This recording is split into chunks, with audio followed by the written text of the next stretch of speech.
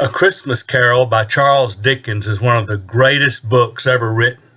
There have been movies made about it. I learned mostly about it from watching the Disney movie with Mickey Mouse, but nevertheless, it's a great story about Ebenezer Scrooge, who is visited on Christmas Eve by the ghost of Christmas past to show him what a wonderful life he used to have before life took a dark turn for him, and then the ghost of Christmas present to kind of show the things in his life that he's missing, how people are and what he doesn't have, and then the ghost of Christmas future to show him what will happen to him if he does not change.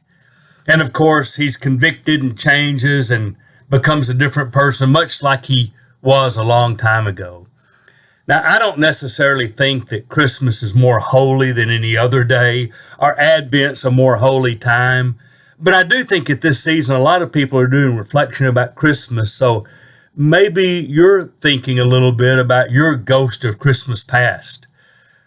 Maybe there was a time in your life when Jesus was a lot more important.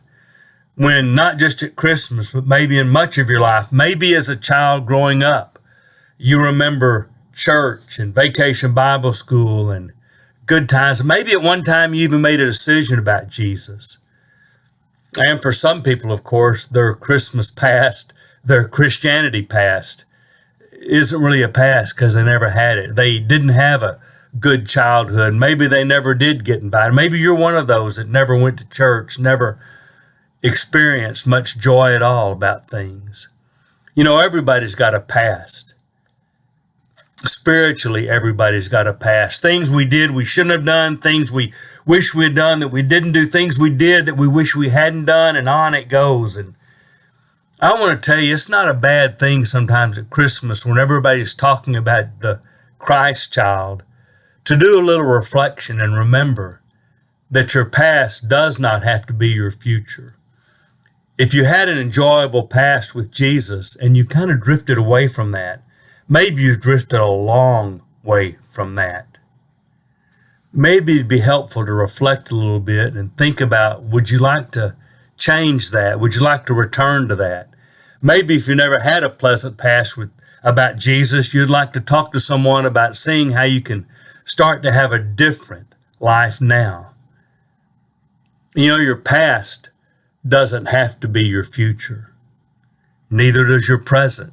You can change the direction of your life. Maybe that's the great lesson of A Christmas Carol by Charles Dickens. That you know what you were doesn't have to be who you are, and certainly not who you will be. But more than a reflection on the past, I want you to know that Jesus does change who you are forever. We've all got a past. God has a future plan for you.